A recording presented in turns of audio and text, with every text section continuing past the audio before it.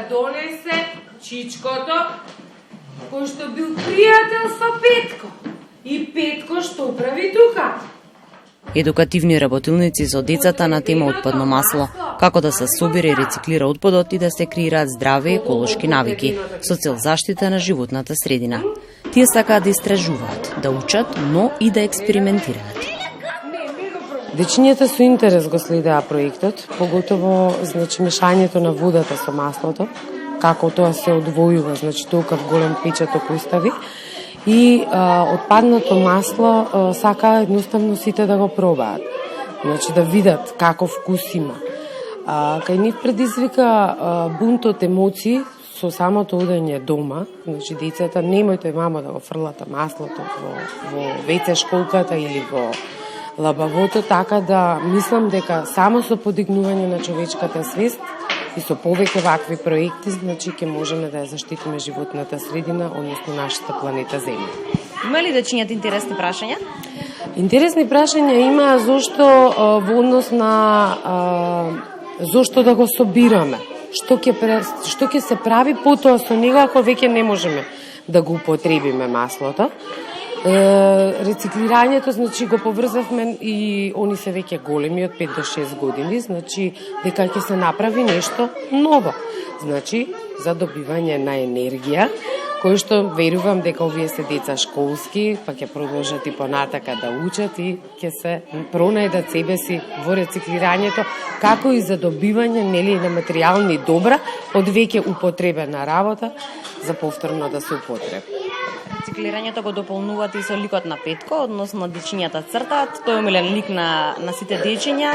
Како ти реагираат кога им се даваат, кога им се делат овие цртежи?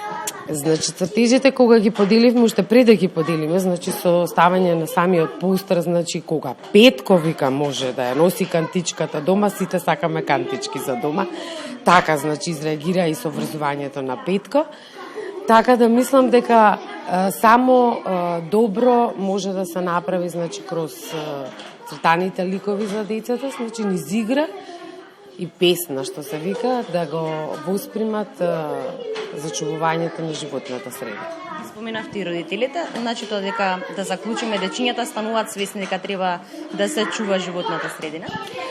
Децата да, и со самото, тоа што го научија од проектот, дома го кажуваат и јас мислам дека се најголемите опоменувачи на своите родители и дека ќе протече успешно, собирањето на отпадното масло и рециклирањето. Екологијата главна тема во Скопската градинка Сончоглед, која е дел од семејството Весели цветови. Цртаниот јунак, омилениот лик Петко, дел од секоја еко-креативна работилница. Оваа градинка е една од поновите која што се приклучи во проектот и сега вкупно имаме 13 градинки од 5 општини кои се дел од овој проект, кои што заедно го реализираме со ОХО. И веќе доста сме задоволни од тоа како дечињата ги ја прифаќаат темата за отпадно масло и нормално напредокот кон главната цел, а тоа е да реализираме една едукативна платформа за овој вид на отпад, која што е во духот на циркуларна економија.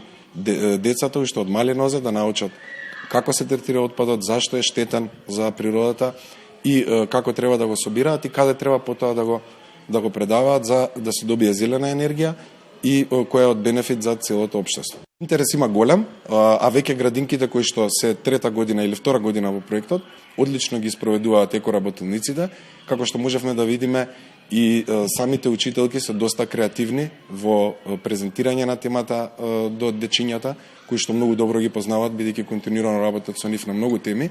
И тоа ни е многу драго, бидејќи ние дадовме една насока со основни податоци за отпадното масло и нормално тука и ликот на Петко и тие материјали им даваат баш како креативен аспект на самите учителки да они продолжат и со други активности во контекст на таа тема за да се постигне главната цела, тоа е децата да кај нив да креираме една еколошка самосвест за која ќе пораснат, да знаат како треба да се третира отпадот и сепак и да бидат одговорни кон животната средина преку соодветна селекција и собирање на самиот отпад и да бидат одговорни за своите постапки кон општеството на еден начин.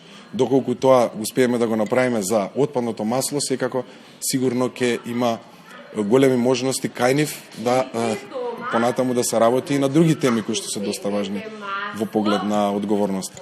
Отпадното масло е сериозен загадувач и треба соодветно да се собира и рециклира во зелена енергија. Проектот Учиме за собирање и рециклирање на отпадно масло континуирано продолжува во текот на годината во повеќе градинки.